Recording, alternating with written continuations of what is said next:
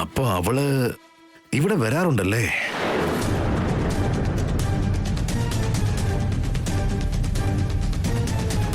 അവിടെ എന്നാ ഗ്രാമോത്സവം നടന്നപ്പോ ഞാൻ ആവനെ കണ്ടതാ. അപ്പോ ഞാൻ കരുതി എനിക്ക് തോന്നിയതായിരിക്കുമെന്ന്. ഇവിടുത്തെ സിറ്റുവേഷനൊക്കെ കണ്ടിട്ട് ആവനി സ്ഥിരം ഇവിടെ വരുന്നത് പോലെ അവള് ഈ നാട്ടിൽ ഉള്ളതുപോലെ എനിക്ക് തോന്നുന്നേ. നിന്റെ മാമി എവിടെയാണെന്ന് പറയടി. എനിക്ക് അറിയില്ല അച്ഛാ. ഹേയ്, അമ്മയെ പോലെ കള്ളം പറയുവാണോ നീ? ആ, താൻ വലിയ ഹരിശ്ചന്ദ്രൻ. എന്റെ പൊന്നുമോള് പറ. അത് മര്യാദയ്ക്ക് പറ. അത് കഴിക്കുമോളെ. ആവൻ എവിടെയെന്ന് ഞങ്ങൾക്ക് അറിയില്ല. അപ്പോ അത്രയും വലിയ ഹോസ്പിറ്റലില് ട്രീറ്റ്മെന്റ് ചെയ്യാനുള്ള പണം എവിടുന്ന് കിട്ടി? അത് രക്തദാനം ചെയ്ത് ഞാൻ ഉണ്ടാക്കിയതാ. ആ, രക്തദാനോ? അതെ.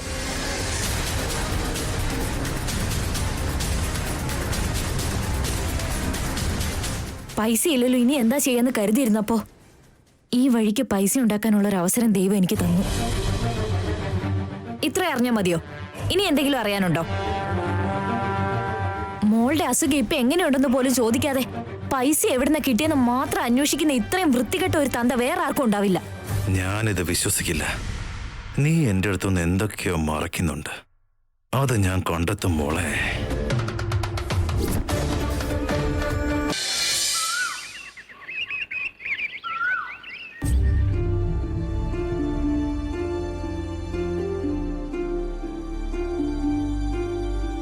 അവനോട് പ്രതികാരം ചെയ്തില്ലെങ്കിൽ എനിക്ക് ഉറക്കം വരില്ല അളിയാ. അതെ, നിന്റെ 10,000 ഇപ്പോഴും കിട്ടിയിട്ടില്ലല്ലോ. ആദ്യം പൈസ ചോദിക്കും. 10,000-ന്റെ കാര്യം മാറ്റിവെച്ച് വേറെ എന്തെങ്കിലും ബ്രഹ്മാണ്ട ഐഡിയ ഉണ്ടെങ്കിൽ പറ. അതൊക്കെ നമ്മുടെ ഭാര്യമാരോട് നമ്മൾ ചോദിച്ച് മനസ്സിലാക്കണം. എന്താ ഒരു ആലോചന?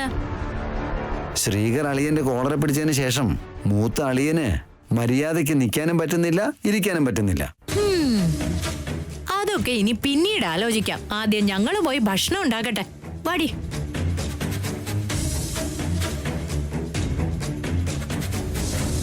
നീ ഭയങ്കര ബുദ്ധിമതിയാണല്ലോ. ഇപ്പൊ ഇങ്ങനെ പറയാനും മാത്രമുള്ള ബുദ്ധി ഞാൻ എപ്പോഴാ കാണിച്ചത്? വയ്യാത്തൊരാള് ജോലി ചെയ്യുന്നതേ ഞങ്ങളുടെ അമ്മ കണ്ടു കഴിഞ്ഞാ അമ്മയെ സോപ്പിട്ട് പതപ്പിക്കാലോ. അതിനല്ലേ അടുക്കളയിലേക്ക് കയറി വന്നത്. ഇത് നിന്റെ ബുദ്ധിയല്ലാതെ പിന്നെ എന്താ? ഒരു സൈഡില് നീ വിഗ്രഹം സംരക്ഷിച്ചു, മറു സൈഡില് നീ വീട്ടു ജോലിയും ചെയ്യുന്നുണ്ട്. ഇതൊക്കെ കാണുമ്പോ വീട്ടിൽ തന്നെ സെറ്റിൽ ആവാനുള്ള പരിപാടിയാണെന്ന് തോന്നുന്നു. ഞാൻ ഒരു ദുരുദ്ദേശവും മനസ്സിൽ വെച്ചിട്ടല്ല ഇങ്ങനെ പെരുമാറുന്നത്. ഞാൻ ഒരിക്കലും അങ്ങനെ ചെയ്യില്ല. നീ ഇല്ലെന്ന് പറയുമ്പോഴും അവിടെ എന്തോ ഉണ്ടെന്ന് തന്നെ അർത്ഥം. അമ്മ ആരതി ഒഴിഞ്ഞു സ്വീകരിച്ചതുകൊണ്ട് വീട്ടിലെ മരുമകളാണെന്ന് കരുതി പെരുമാറാനൊന്നും നിൽക്കണ്ട. നിങ്ങൾ എന്തൊക്കെ കരുതിയാലും ഞാൻ മനസ്സറിയാതെ സംഭവിച്ച കാര്യങ്ങൾക്ക് എനിക്ക് ഒരു ബന്ധവുമില്ല.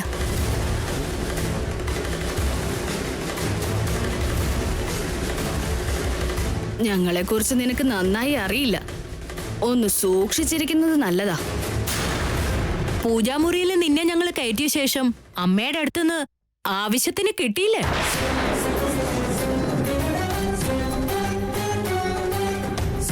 ഗ്രാമോത്സവത്തില് പ്രസാദം നീ ഉണ്ടാക്കിയിട്ടും ആ പ്രസാദം എടുത്ത് ഒരു കഴുതയെ പോലെ കൊണ്ടുപോയി അത് ഞാനാ ചെയ്തതെന്ന് അമ്മയെയും നാട്ടുകാരെയും വിശ്വസിപ്പിച്ചു.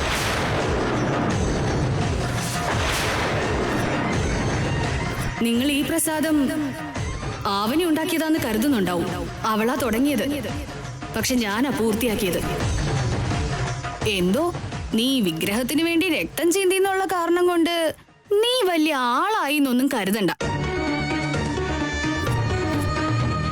ഗ്രാമോത്സവത്തില് എന്റെ ചേച്ചി കാലു കുറുകെ വെച്ച് പ്രസാദം നീ തട്ടിയിട്ടാണെന്ന് വരുത്തി തീർത്ത പോലെ ഈ വീട്ടിലും നീ അതുപോലുള്ള ചവിട്ടുകൾ നേരിട്ടുകൊണ്ടേയിരിക്കും.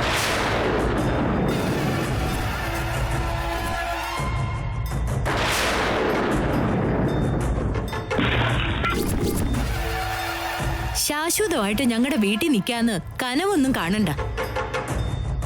ഞങ്ങളുടെ പ്ലാൻസ് നിനക്ക് സഹിക്കാൻ കഴിയില്ല, മനസ്സിലായോ? ലാവണ്യ ലാവണ്യ ലാവണ്യ ലാവണ്യ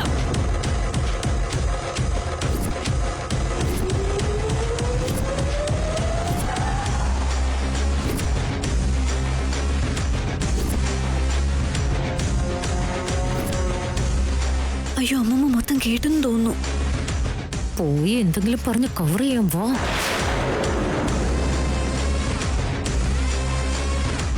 അമ്മേ, എന്തു പറ്റി? എന്താ അങ്ങനെ വിളിച്ചത്? എന്താ വേണ്ടത് അമ്മേ? കോഫി ഇട്ട് തരട്ടെ?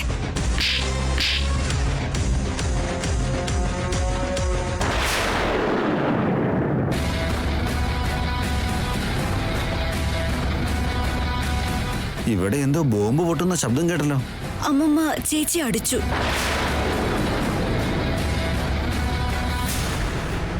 ലാവണ്യ അടിച്ചോ അമ്മേ? എന്തിനാ? തിരിച്ച് ചോദ്യം ചെയ്യില്ലെന്ന് കരുതിയോ നിങ്ങള്? എന്തിനാ എന്നെ അടിച്ചത്? ഇപ്പൊ തന്നെ പോയി എന്റെ അച്ഛനെ അമ്മയും വിളിച്ച് പറയുന്നുണ്ട് ഞാൻ, നോക്കിക്കോ. ഓ, ഫോൺ ചെയ്യാൻ പോവാണോ? എന്നാ ചെയ്യ. ഉടനെ പോയി ചെയ്യ.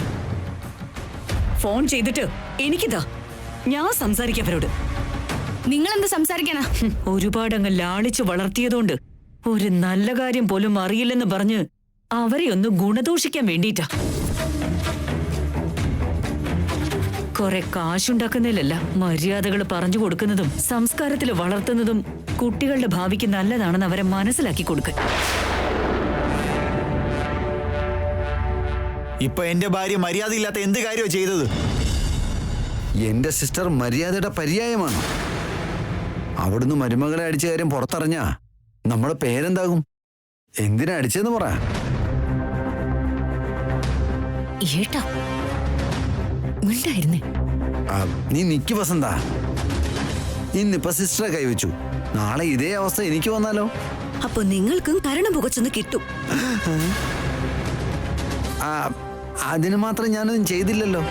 ഗ്രാമോത്സവത്തിന് ആവണ്യ സത്യത്തിലെ പ്രസാദം ഉണ്ടാക്കിയത് അത് ലാവണ്യാന്ന് അവൾ എന്നോട് കള്ളം പറഞ്ഞിരിക്കുന്നു.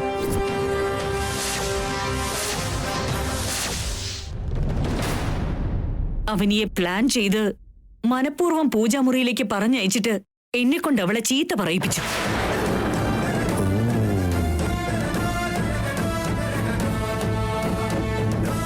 ഇനി എന്തൊക്കെയാ നിങ്ങൾക്ക് കൂടുതലായിട്ട് അറിയാനുള്ളത്?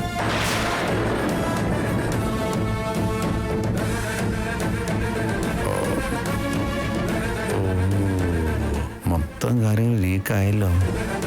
ഇത്രയും വലിയൊരു തെറ്റ് ചെയ്തിട്ട് ഞാൻ അവളെ ശിക്ഷിക്കണ്ടേ? അതുകൊണ്ടാ എനിക്ക് അവളെ അടിക്കേണ്ടി വന്നത്.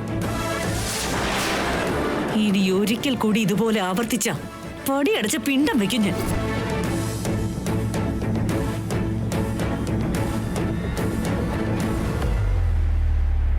അധികാരത്തിനും അത്യാഗ്രഹത്തിനും വേണ്ടിയാ ഈ കാണിച്ചു കൂട്ടുന്നതെന്ന് എനിക്കറിയാം. പക്ഷേ ഇത്ര തരം താഴുമെന്ന് കരുതിയില്ല മോളെ. ദൈവത്തിന്റെ പ്രസാദം വെച്ച് ഇങ്ങനെ കളിക്കുന്നത് ചെറിയ കാര്യമായിട്ട് തോന്നുന്നുണ്ടോ? ഇനി ഒരിക്കൽ കൂടി ഇതുപോലുള്ള തെറ്റുകൾ ചെയ്യാൻ നീ ഒരുമ്പെട്ടാ നീ അനുഭവിക്കും.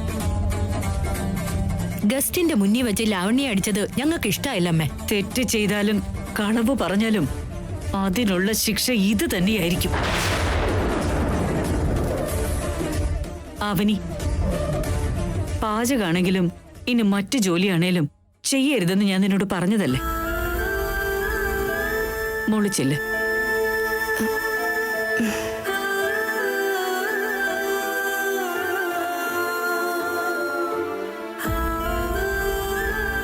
അമ്മ ചെയ്യുന്നൊന്നും ഇവിടെ ആർക്കും ഇഷ്ടപ്പെടുന്നില്ല. തന്നെ കല്യാണം കഴിച്ചതിന് എനിക്ക് നല്ല സമ്മാനമാ കിട്ടിയത്. ഇതിന്റെ ഫലം ഇനി എന്താണെന്ന് കണ്ടോ?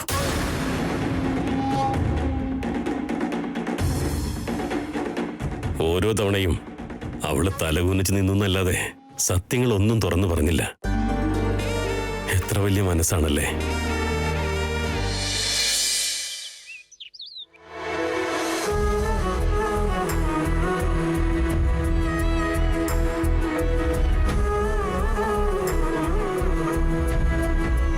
എന്റെ മൂത്ത മകന് എന്റെ ജാതകമുള്ളൊരു പെൺകുട്ടിയെ വിവാഹം കഴിക്കാനായില്ല. എന്നാലും ഞാൻ എന്റെ മരുമകൾക്ക് നൽകേണ്ട സ്ഥാനവും ബഹുമാനവും എല്ലാം നൽകുന്നുണ്ട്. എന്റെ ജാതകം ചേർന്നില്ലെന്ന് വച്ച് എനിക്ക് അവളോട് ഒരു വിരോധവുമില്ല അമ്മേ. പക്ഷേ ലാവണ്യ ചെയ്യുന്ന കാര്യങ്ങള് നീയും കാണുന്നില്ലേ അമ്മേ? അധികാരത്തിന് വേണ്ടി എത്ര നീചമായ പ്രവൃത്തികൾ അവൾ ചെയ്തു കൂട്ടിയത്. അവളുടെ മനസ്സിലുള്ള മാലിന്യത്തെ, അവളുടെ സ്വഭാവത്തിൽ അലിഞ്ഞു ചേർന്നിരിക്കുന്ന തെറ്റുകളെ മാച്ചു കളയണേ അമ്മേ.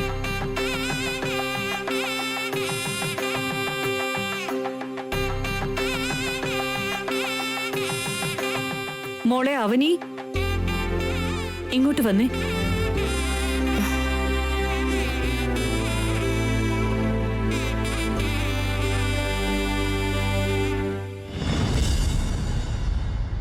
അന്ന് ഞാൻ നിന്നെ പൂജാമുറി കയറിയന് വഴക്ക് പറഞ്ഞ് പുറത്താക്കിയിട്ടും പൂജാമുറി കയറാൻ നിനക്ക് അർഹതയില്ലെന്ന് പറഞ്ഞ് പുറത്താക്കിയിട്ടും നീ ഇവിടുത്തെ ഈ അമ്മയ്ക്ക് വേണ്ടി ഒരുപാട് ത്യാഗങ്ങൾ ചെയ്തു.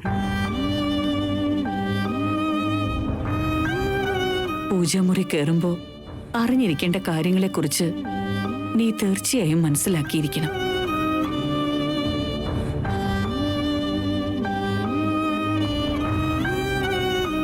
ജാതകത്തെക്കുറിച്ചായിരിക്കും സംസാരിക്കുന്നത്. സമയാവുമ്പോ എല്ലാ കാര്യങ്ങളും മോൾക്ക് ഞാൻ പറഞ്ഞു തരാം. കേട്ടല്ലോ?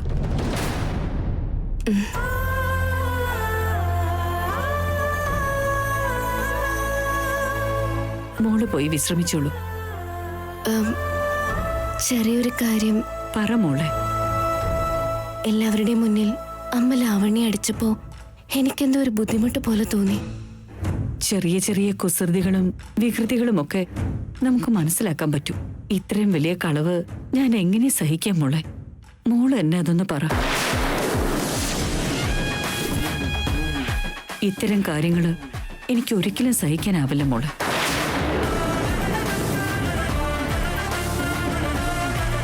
പത്താളെ കൊണ്ട് നല്ലത് പറയിപ്പിക്കാൻ ഇത്രയും തരം താഴേണ്ട കാര്യമുണ്ടോ?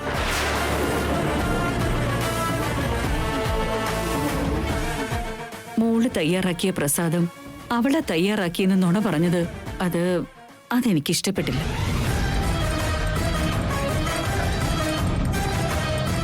പ്രസാദത്തിന്റെ കാര്യം അമ്മ ഇപ്പൊ എങ്ങനെ അറിഞ്ഞേ?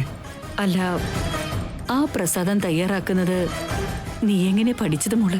എനിക്ക് മധുര മീനാക്ഷി, കാഞ്ചി കാമാക്ഷി, തിരുപ്പതി ഒരുപാട് പേര് കേട്ട ദേവാലയങ്ങളിലെ പ്രസാദം എങ്ങനെയാ തയ്യാറാക്കുന്നുള്ള വിധം കുറച്ചൊക്കെ എനിക്കറിയാം. എല്ലാം അമ്മയെ ഭരമേൽപ്പിച്ച് ഞാൻ മുന്നോട്ട് കാലുവെച്ചു. അമ്മയുടെ മഹത്വം കൊണ്ട് അന്നേ ദിവസം നീ തയ്യാറാക്കിയ പ്രസാദത്തിന് ഒരു രഹസ്യമുണ്ട് മോളെ. ആർക്കും അറിയാത്തൊരു രഹസ്യം. അതേക്കുറിച്ച് മോളോട് സംസാരിക്കേണ്ടതായിട്ടുള്ള ഒരു അവസരം ഒത്തുവരുമ്പോ അമ്മ അത് പറഞ്ഞു തരാം. പ്രസാദത്തിന്റെ രഹസ്യം ജാതകം ചേരുന്ന മരുമോളോടല്ലേ അത് പറയേണ്ടത്? പക്ഷേ അമ്മ ഇപ്പൊ എന്താ അങ്ങനെ? എന്താണെങ്കിലും നിന്നോട് ഞാൻ ചെയ്ത ചില കാര്യങ്ങളില് ആലോചിക്കാതെയാണ് പെരുമാറിയത്. എന്തായാലും ഗ്രാമോത്സവത്തിന് സംഭവിച്ച കാര്യങ്ങളൊക്കെ മോളൊന്ന് ക്ഷമിക്കാൻ. അതിന് അമ്മ തെറ്റൊന്നും ചെയ്തിട്ടില്ലല്ലോ. എല്ലാവരോടും മര്യാദയോടെ പെരുമാറുന്നത് നിന്റെ നന്മയാണ് മോളെ.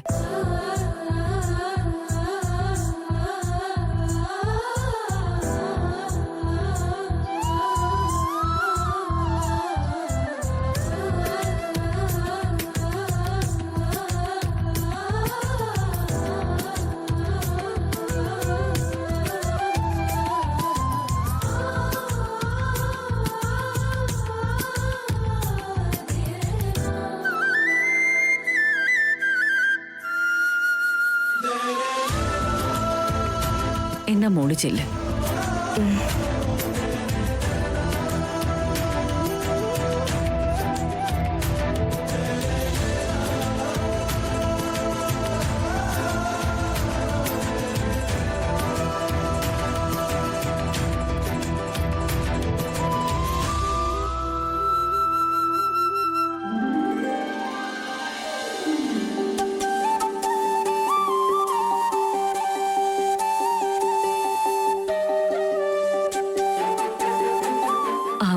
എഴുതിയത് എന്റെ അതേ ജാതകം തന്നെയായിരിക്കണേ അമ്മേ.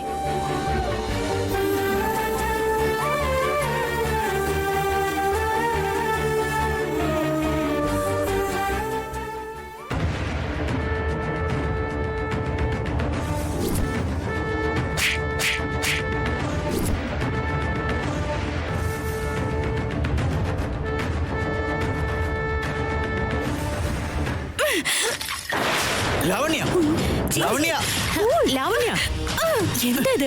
എന്താ ഈ കാണിക്കണേ? മതി മതി, നിർത്ത്. പറയുന്ന കേൾക്കാൻ. പറയട്ടെ ലാവണ്യ, ലാവണ്യ, വേണ്ട. നിർത്ത്. നിർത്ത് ലാവണ്യ. പറയട്ടെ. നിന്നോടാ ഈ പറയുന്നേ. ലാവണ്യ, ലാവണ്യ,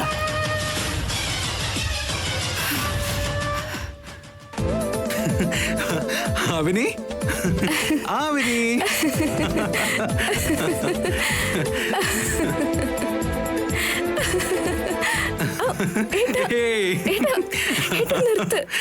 ലാവണ്യ, ഭ്രാന്ത് പിടിച്ചോളെ. നീ എന്തൊക്കെ ഈ കാണിക്കുന്നേ? ഏതോ ഒരുത്തിയുടെ മുമ്പിൽ വെച്ച് നിങ്ങളുടെ അമ്മ എന്റെ കർണത്തടിച്ചു. ഭ്രാന്ത് പിടിക്കില്ല എനിക്ക്. തല കറങ്ങുന്നേട്ടാ, നിർത്തേട്ടാ, നിർത്ത്. അയ്യോ, ശരിക്കും നിനക്ക് വയ്യാത്തതല്ലേ? സോറി അവനി.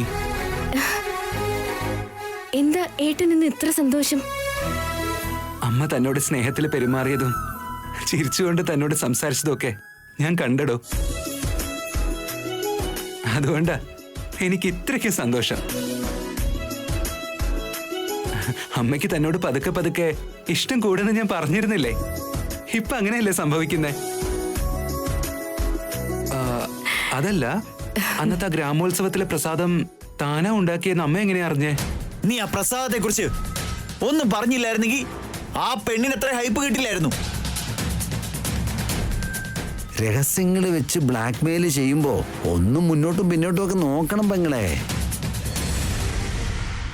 ഇതിനു മുൻപൊക്കെ അമ്മയുടെ മുന്നിൽ നിൽക്കണമെങ്കിൽ എനിക്കതിനുള്ള ധൈര്യമില്ലായിരുന്നു.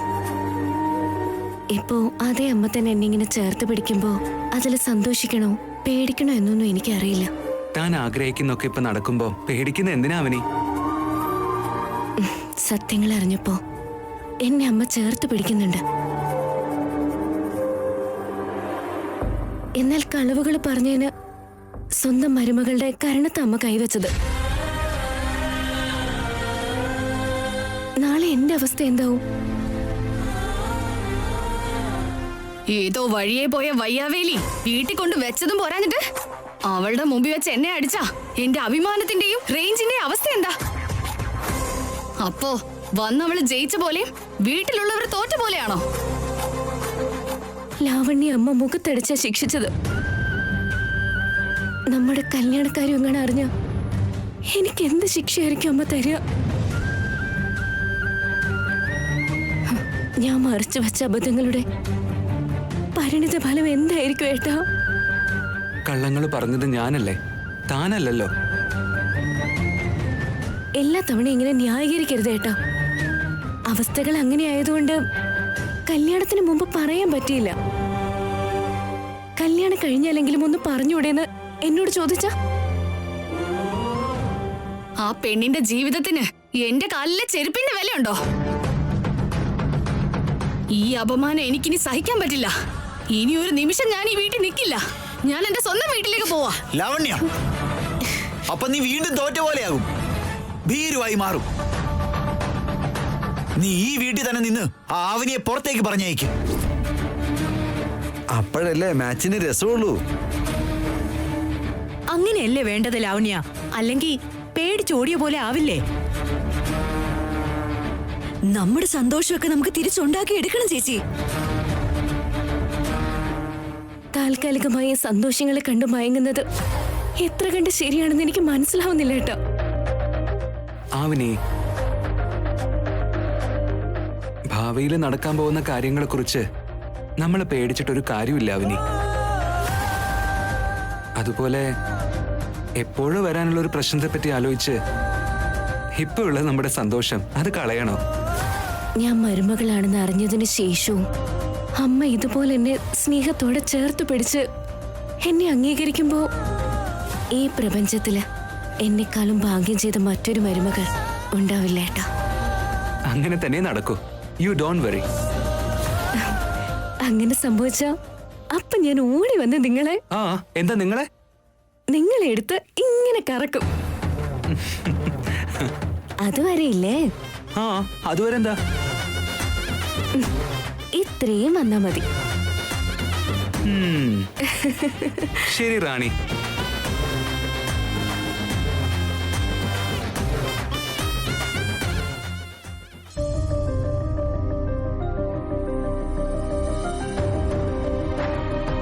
ശ്രീകർ, എന്താ അച്ഛാ? അമ്മ നിന്നെ വിളിക്കാൻ പറഞ്ഞു. എന്താ കാര്യം? നിന്നോടൊരു കാര്യം പറയാനുണ്ട്. അതെന്താ അച്ഛാ? പറയാം, വാ.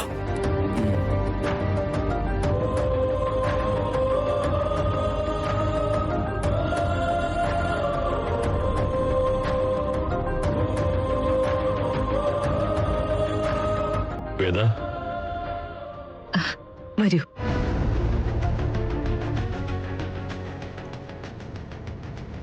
അമ്മയുടെ അനുമതിയില്ലാതെ അകത്തേക്ക് കയറാൻ സാധിക്കില്ല. പക്ഷെ അമ്മയുടെ അനുമതിയുള്ളപ്പോ ആലോചിക്കേണ്ട കാര്യമൊന്നുമില്ല ശ്രീകർ. ചെല്ല്.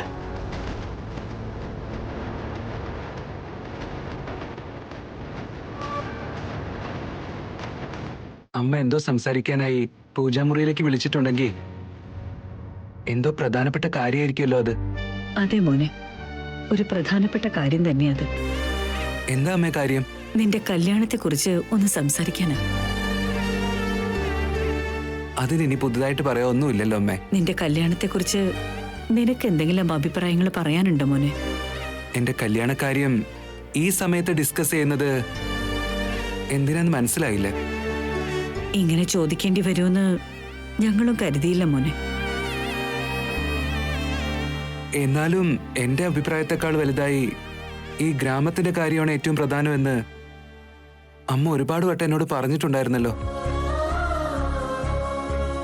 അമ്മയുടെ തീരുമാനം അതെന്തായാലും ഞാൻ അനുകൂലിച്ചിരിക്കും അമ്മേ. ഞങ്ങൾ പുതുതായി എന്തെങ്കിലും തീരുമാനം എടുക്കുന്നതിന് മുൻപ് നിന്നോടൊന്ന് പറഞ്ഞിട്ടാകാമെന്ന് കരുതി.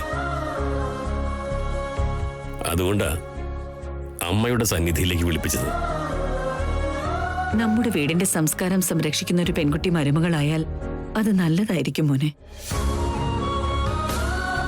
നമ്മുടെ വീടിന് വേണ്ടി ജീവൻ പോലും ത്യജിക്കാൻ തയ്യാറായ ഒരു കുട്ടി നമ്മുടെ മരുമകളായിട്ട് കയറി വന്നാൽ അത് നന്നായിരിക്കും മോനെ.